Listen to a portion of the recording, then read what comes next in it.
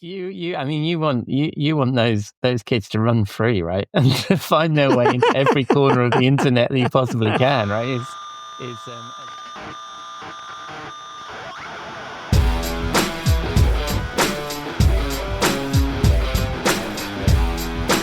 Hello and welcome to episode 261 of the Rockstar CMO effing marketing podcast, a proud member of the Marketing Podcast Network.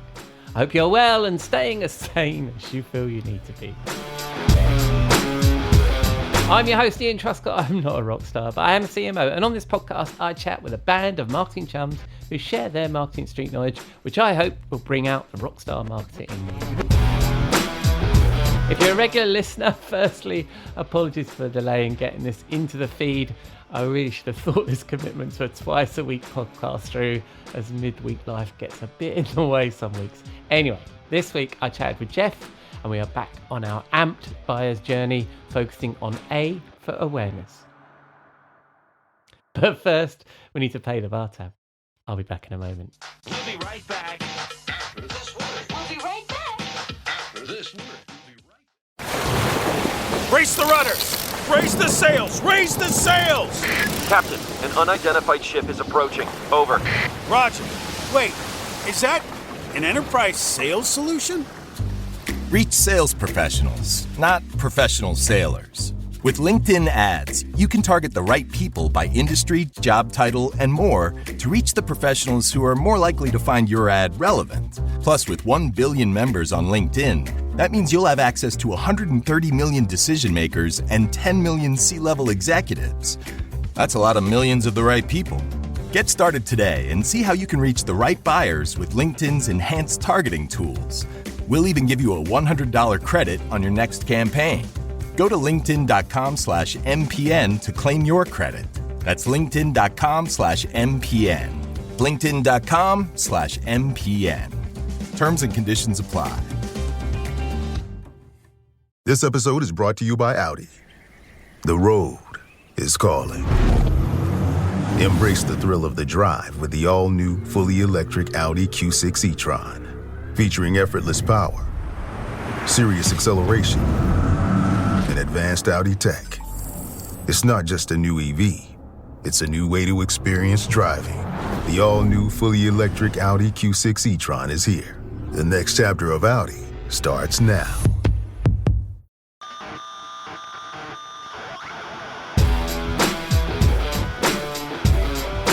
Good morning, afternoon. Actually, this time zone thing, actually, I think it's both afternoons for us. So welcome to the Rockstar CMO studio. Thank you, mate. Yeah, it's barely afternoon for you, isn't it? I mean, it's only just... Yes, we just tipped in. Yeah.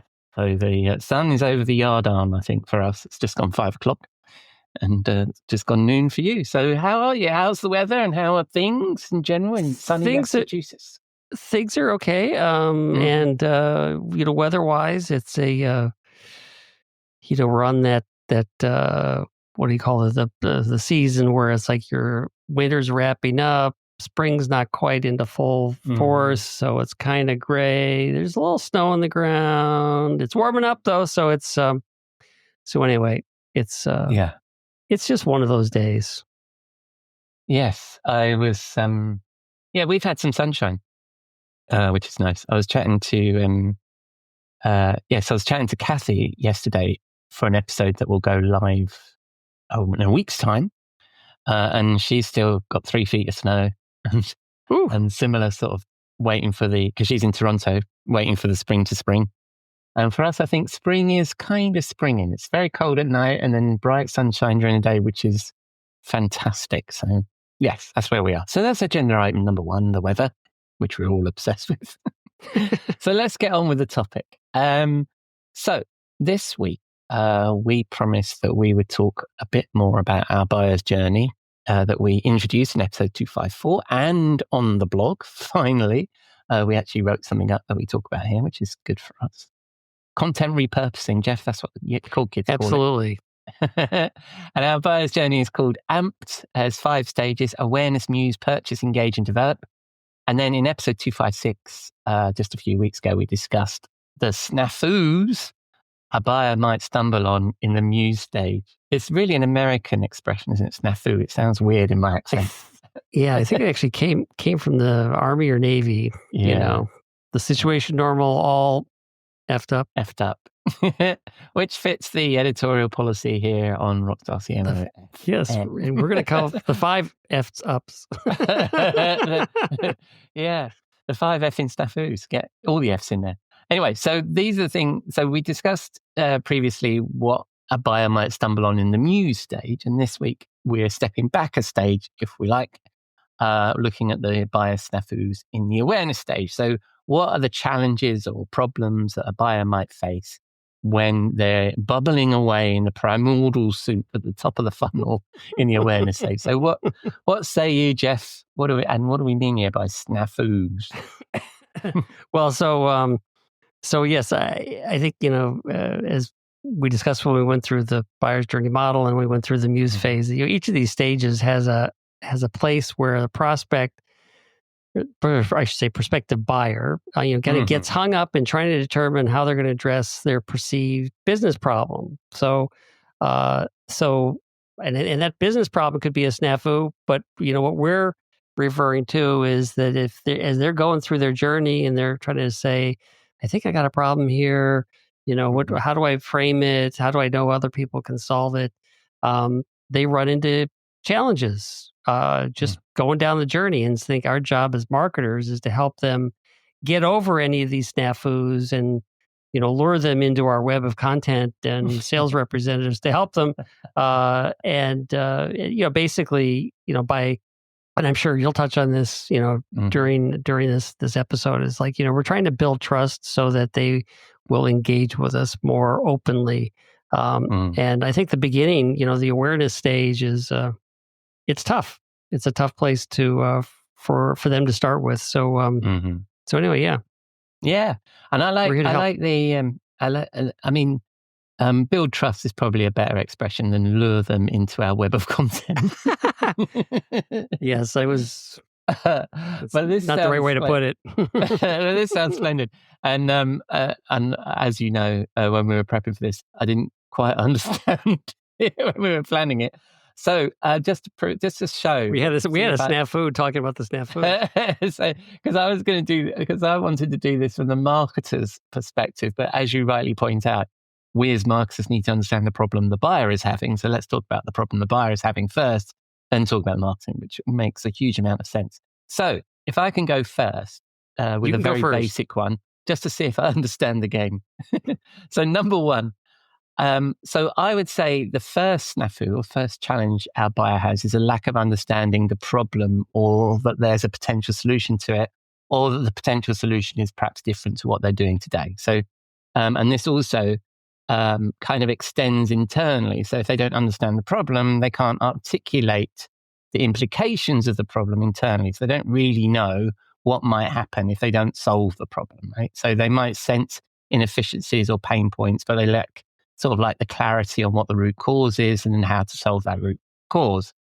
And I think this is especially true if we're talking about a new category that already has maybe not a proven way to solve the problem, because that's probably a spreadsheet in B2B tech. But there's a way that people are solving the problem right now, and they don't know that they're not aware of the potential for change, right? So the buyer might be aware of the problem, but they don't know there's a new approach to solving this problem.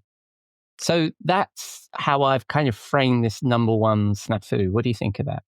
Well, I think that is makes perfect sense. It's that I can't put a name onto it yet. And as you rightly point out, I mean, there are going to be some things where it's like, I don't know, I need a screwdriver. I go out and buy screwdrivers because I have bolts or screws I need to screw in, and so it's very cut and dry.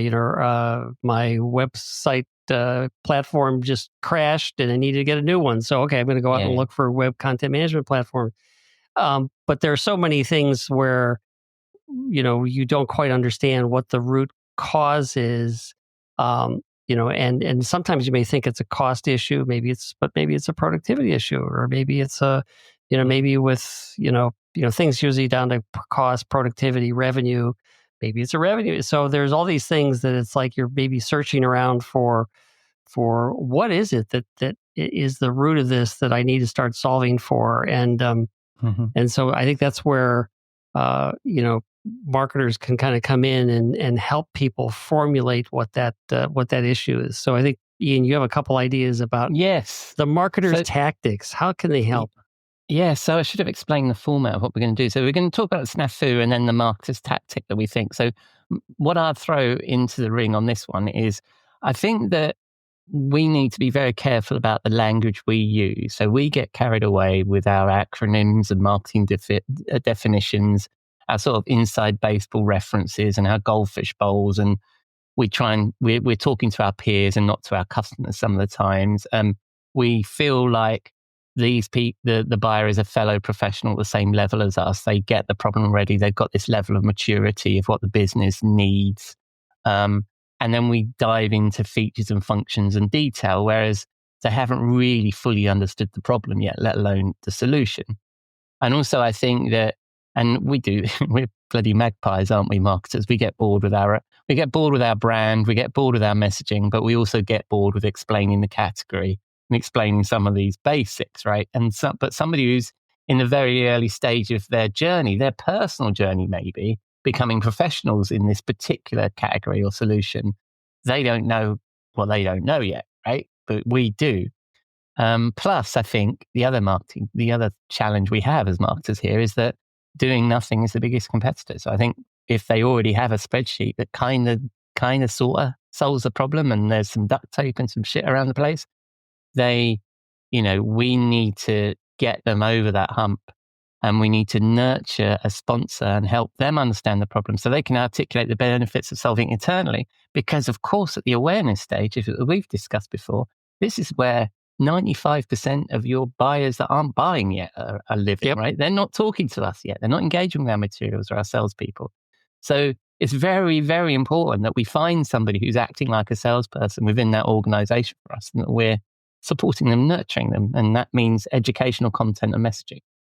Quite a lot there, Jeff. What do you think? There's a lot there, but particularly I liked your reference to, it's like a category or there's a name you've put on the solution. And, so much of what we may be doing as marketers is, building search engine optimization for the set of categories, maybe, our brand name, our competitors' brand names. And it's like, well, but the person they may not know that that's exactly what they need to solve the problem. And so it becomes a challenge of how you kind of discuss, and how you put out there, how you solve other companies' problems and frame it in the different ways that you're, will kind of catch the attention of your prospective buyer. Yeah, absolutely. I mean, I've shared this story a few times. I'm on like a CMO WhatsApp group, loads and loads of people on it. And I participate very little, but I saw a conversation between two CMOs and they were clearly wanting to buy a content management system of some kind. And so my little, spidey senses pricked up. And the way they were describing their problem and what they wanted, and bearing in mind, this is a 2-decade-old category, it was in very primitive terms. And then one of them was suggesting they needed a dam and the other one was suggesting they needed something else. I'm like, guys, you know what I mean? And that tells you where the buyer's maturity level is at the awareness phase, right? They're not using that language where they're going to find you with all your features and functions. They're only thinking about solving their problem, aren't they? Yep. So that leads me nicely on, I think, to your number 2, Jeff. What number 2 is, does any other business have this problem? So, excuse me, like, again, we were talking about, is this a productivity issue? Is it something that's preventing us from meeting our revenue goals? Are we losing money because costs are too high? And, usually business problems kind of boil down to one of these very, primal business issues, if you will. And, but it's like the champion of, the person who, which I guess the champion I'm using is my generic persona term for the person who says, I think we have a problem here and now we need to go solve it. Is they've got to understand, is this something other people run into? Where do they turn? It's like, if they're doing internet searches, are they doing internet searches again, not using the language that we may want them to use, but just kind of looking for, sales and marketing costs are high. How do I solve that? And so, they're going to do their own research. They're going to go through their professional groups, their communities. They're going to talk to people. Maybe they're going to talk to an analyst, or consultant, and say, "Here's my problem," and help point me in a direction, or just help me define this is something that other businesses run into, so that I can start to go down the road of how I might be able to solve this problem. Yeah, this is like the two sides of the market, isn't it? And what I was just talking about is the stalls and there's a defined category with people in it, and this is like the buyer finds other buyers that have bought the problem and have gone to the market, right? And know that it's there. So, what do you suggest marketers do in this case? Well, I think this is a content issue where putting out case studies, references, how other customers are solving this business problem, that you can address, getting them out there, and you can put them on your website, obviously, but, given, what we've said before is that in these early stages, they're not going to go to the vendor right away. So pushing it out on third-party, platforms, intent marketing platforms, events, professional associations, brief the analysts, make people understand that these are problems that you solve.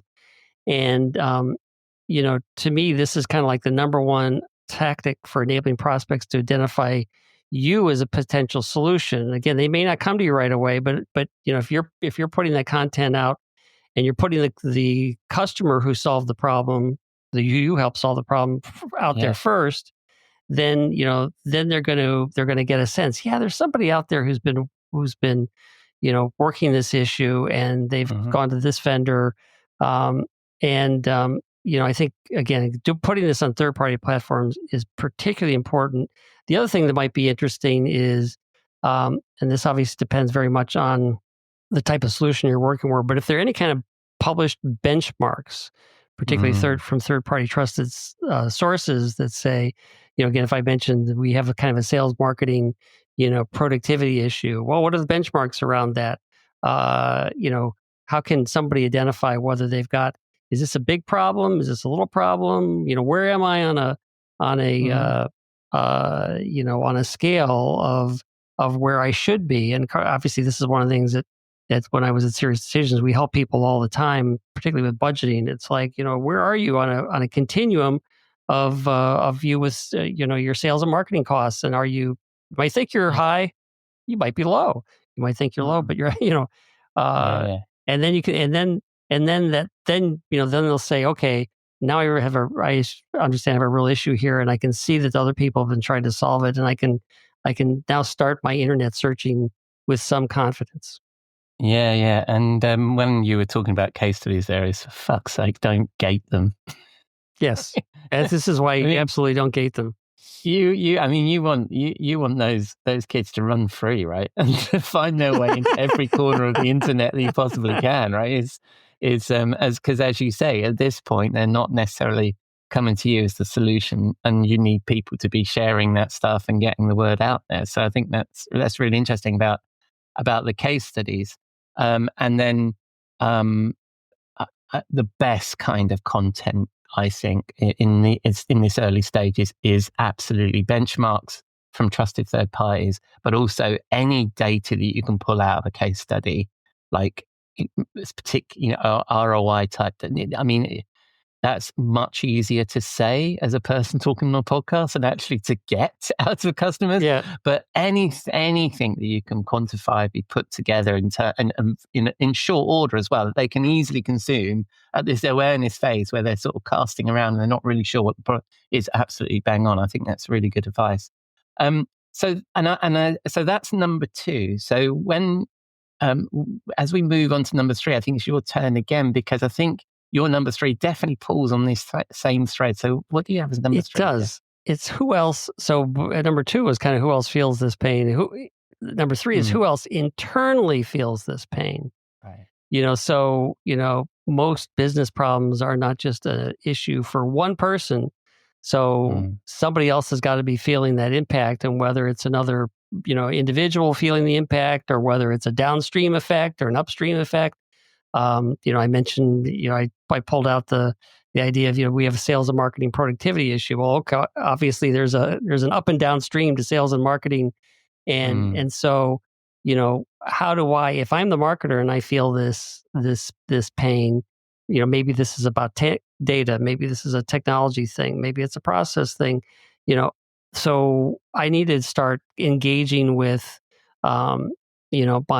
my colleagues in, on the sales side or other marketing departments to say, are you feeling this as well? How do we, because ultimately, you may need to be able to collaboratively put together the business case that here's the problem, here's how big it is, here's what it's costing us, and we're starting to work on solutions. Obviously, we're not going to get there yet because that's further down in the buyer's journey.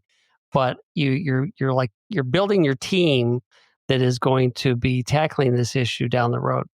Absolutely. And I think as well, and this is going to hold you in good stead for later SNAFUs that we talk about, is you're building internal consensus as well, aren't you? Yes. It's like there are a number of you now that can go cap in hand to the big boss saying, I think we've got a problem here and I think we can solve it. So I think that's interesting. So from the external marketer's perspective, from our perspective, what is it that we need to do in order to... The other point as well, actually, I was thinking about in your last one, SNAFU as well, is that we mustn't underestimate our own ability to stimulate demand through some of our content as well, because I think that's what a case study can do as well, is like somebody sees somebody solving a problem and they're, oh, wow, we could do that. That sounds good. That then becomes an aspiration for that marketer that maybe or that business that they maybe didn't think of before, right? So I think we're always thinking about we're responding to demand, but I think we can also stimulate demand with good content too. Particularly with the discussion we had about benchmarking. It's like if you've got good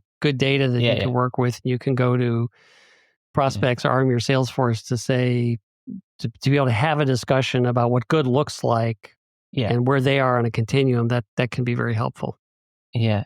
So what's the marketing tactic that we should use to help this internal consensus building? I think one of the things is we take what we were talking about before, content around, case studies, references, people solving business problems, even if they're anonymous. And in that typical problem, solution, benefit framework, you gotta describe how the champion within that case study, how they engaged others in the organization to define the problem and eventually define the solution. Mm-hmm. So this is where your research on how customers collaborate internally to solve their problem is very helpful. As well as helping you be able to identify who are the typical buying members, of a team. I think this is where, again, by telling a story that shows how the internal machinations worked, you're feeding them with the idea that, okay, now I need to go over and talk to my sales colleague, or now I need to go over and talk to somebody in operations, or now, maybe I need to be talking to somebody in finance because I'm trying to get some better ideas of the cost issues we're running into. Again, you're just helping them, lay the groundwork for them having a good internal buyer's journey. Yeah, and that's the and that's that's the important thing about this content we're producing here.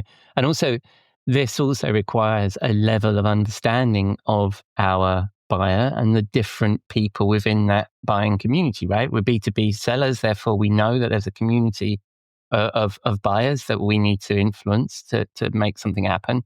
And this is that stage of that, isn't it? The awareness stage, is to understand, well, what is it that those guys are going to be feeling at that stage as well to help our sponsor, right?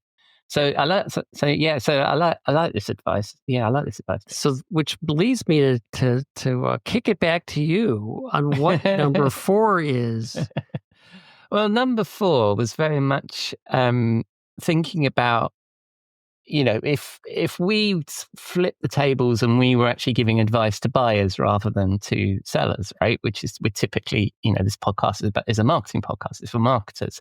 But, what is the biggest challenge here for the seller that's creating some of these challenges, SNAFUs that we've talked about? And I think that all of this stuff sounds like work, doesn't it? I mean, this is an additional thing that somebody needs to do on top of their day job that maybe they're not the most skilled in doing. And so it's that ability. So my number 4 is unable to invest the time. So I think that, because, and we discussed this in the Muse, right? When we were discussing that part of the buyer's journey, that one of the big challenges in B2B tech, for example, if you're a seller of B2B technology or marketing technology particularly, is overbuying. So at this early stage, I think it's important for the buyer to spend some time investing in this process and that has a look at what they've already got and what their real requirements and all the boring shit, right? Yeah. And then the other thing is they're probably, because they don't have a lot of time to dig into things, they're probably naturally skeptical of vendor claims and what solution providers might be saying. So that might be creeping into this thought. And they may not do the proper research. They may sort of lean into maybe some better known brands that maybe offer suboptimal solutions. And we're all getting to a bit of a do nothing kind of situation, aren't we? And it may be that they don't actually know where to start. They don't know what the kickoff point is. How do they purchase? How do they make a business case? And so they may be paralyzed by all this sort of fear that we've talked about. So have you come across that snafu as well, Jeff? Absolutely. I mean, this is the, how far do I go down this road to solve this problem? Because as you said, it may be not part of the day job, or at least it'd be something that's going to be additional hours to what they're already working on. So, again, kind of understanding a lot of things we've talked about before, can help motivate them to say this is doable.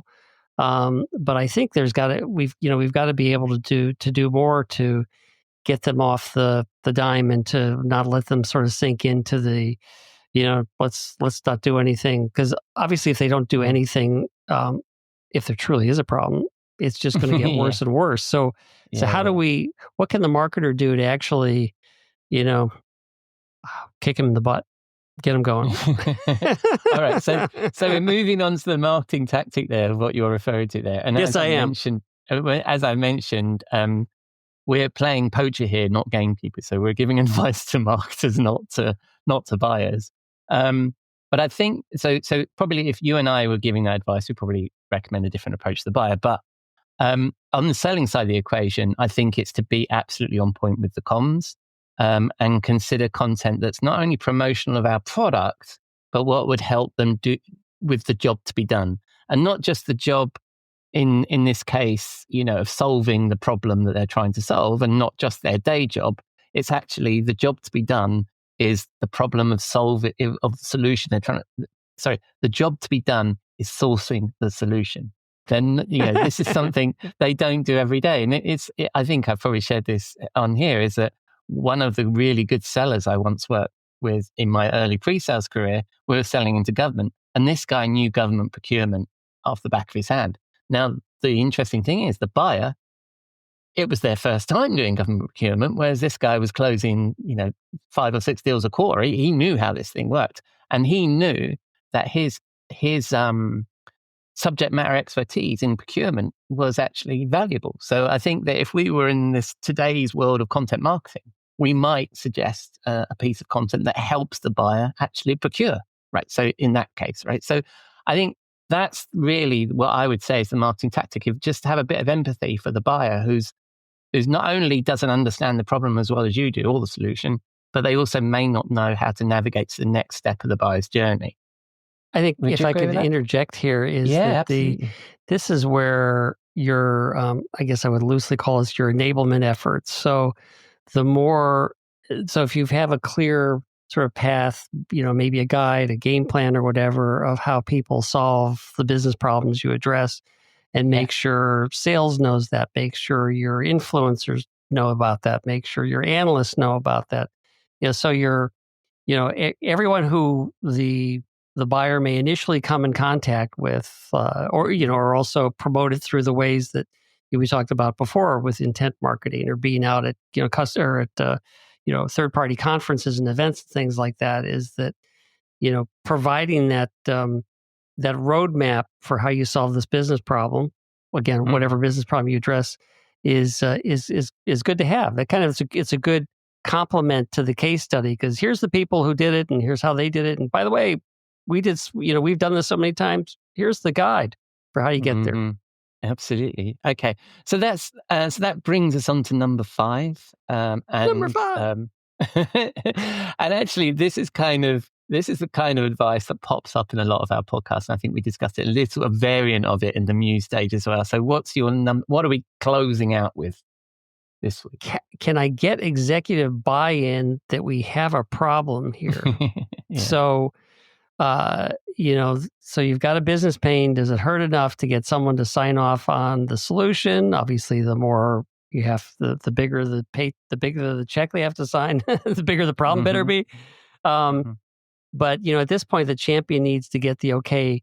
And then this actually relates back to what you were just talking about. Get the okay to spend the time on addressing the issue, right? So it's like, I've done so much research. I've kind of assessed things. I've talked to people. I see how other people solve this. I kind of have it sized up, but this is going to be a big job. And maybe this is kind of like a big committee buy, and, it's going to go through all kinds of machinations.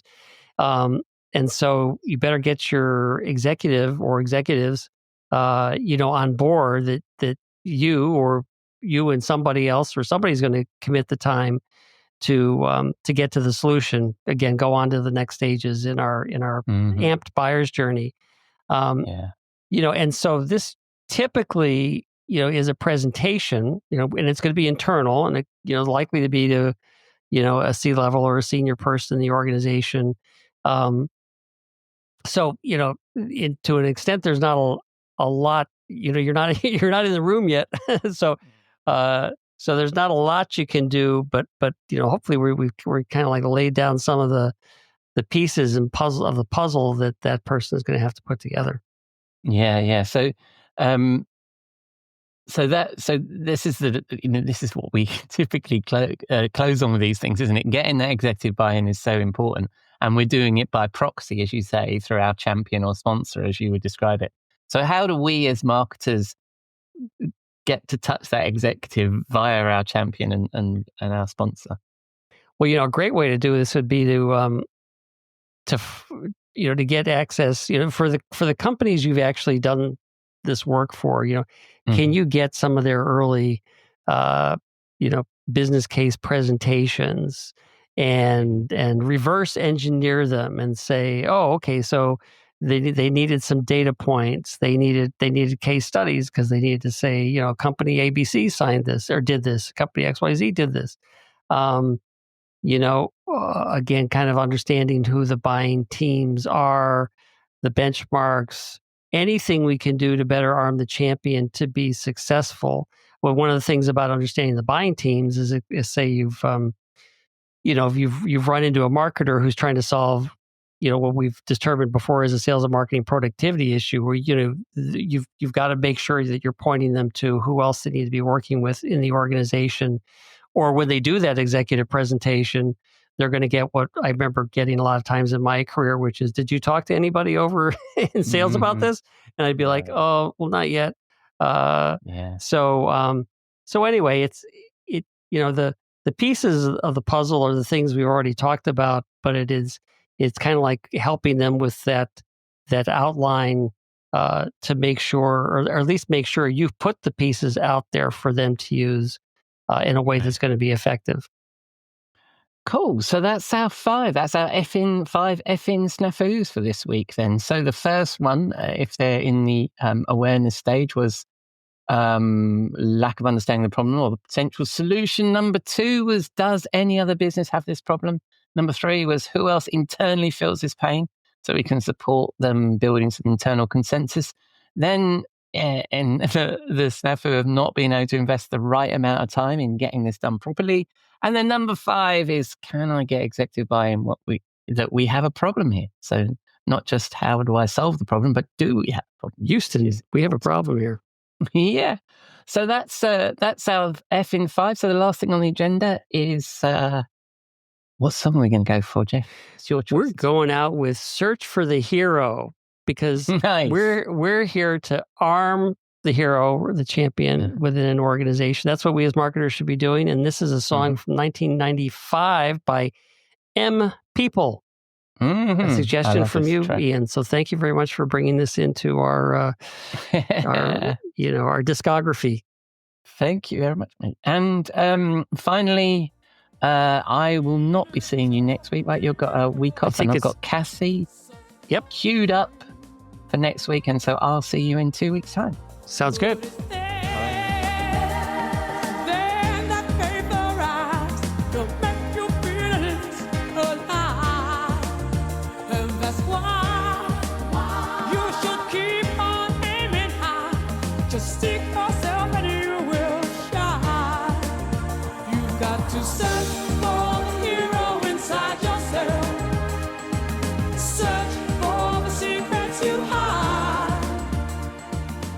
Thank you, Jeff. And that was a little snippet of M People's search for the hero. I do like Jeff's approach of thinking of the buyer's challenges rather than just thinking it about these things from a seller's perspective. So good conversation there.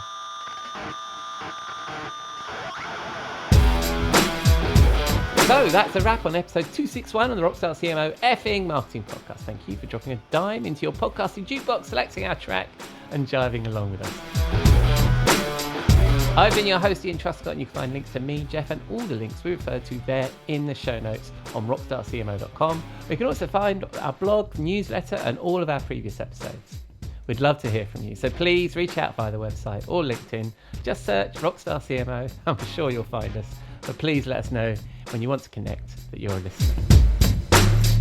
The next episode of the Rose and Rockstar with Robert Rose will drop on Saturday for sure. I think so anyway. I chat with him on Friday.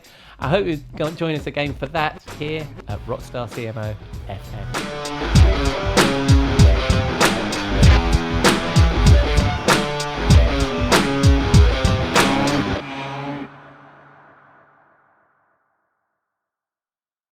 You may know you're listening to this show along the Marketing Podcast Network, but did you know there are other great shows on MPN to help your business? Hennika Watkins-Porter hosts The Entrepreneurial You, empowering entrepreneurs with insights on leadership, business, and success. Hennika, tell listeners what to expect from your show. So we provide innovative business strategies and practical solutions to common entrepreneurial challenges. And where can people subscribe? Find us at hennikawatkinsporter.com, as well as the Marketing Podcast Network at marketingpodcasts.net, or search for it wherever you get your podcasts. You heard her. Go subscribe. This podcast is heard along the Marketing Podcast Network. For more great marketing podcasts, visit marketingpodcasts.net.